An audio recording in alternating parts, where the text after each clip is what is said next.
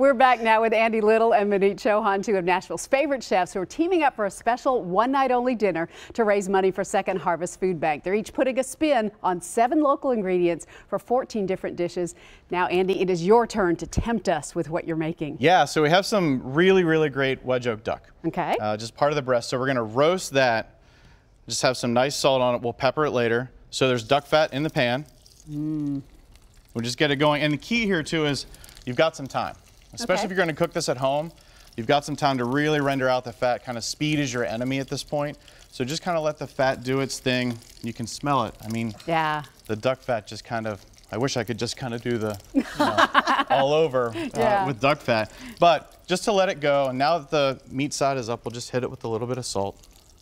And you're taking a very different spin on this particular dish than Manit did with hers. So that's the really fun part of it, is that we're working with the individual ingredients, but as the guests who are coming to the dinner will get a plate of her food, a plate of my food side by side, and really get to taste, one, the great ingredients that we're working with, but two, really two different perspectives.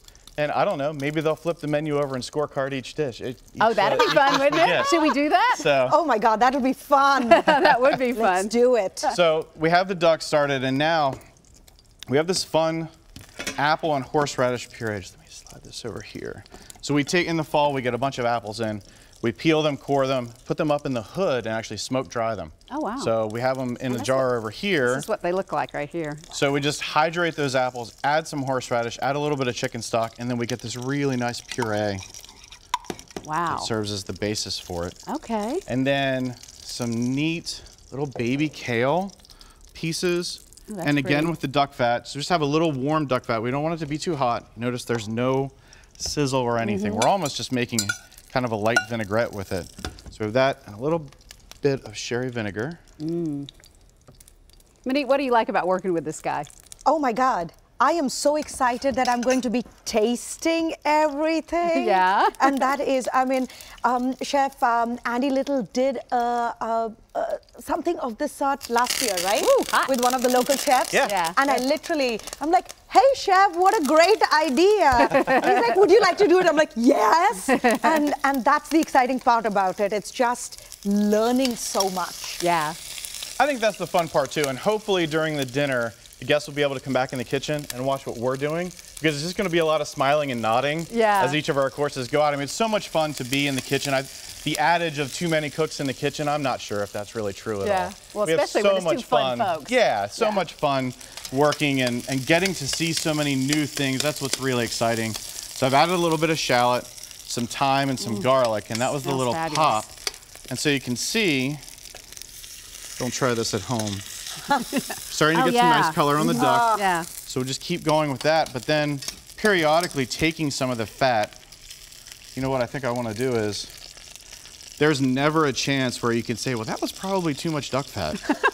Literally never. I love it. Hey, here's a question for a home cook. If you're scared of cooking duck, I love ordering it in a restaurant. Could you do the same thing with a chicken breast? Yeah, sure. Well, let's back up too. Don't be scared in the kitchen. Okay. That's the big thing.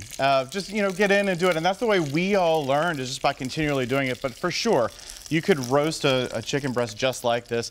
And the thing that I like the most is I'm not a boneless, skinless chicken breast fan. Right. So, really working with the skin and getting it nice and crispy, and then just flipping it and maybe finishing it in the oven. But such great product. I mean, I love working with the duck.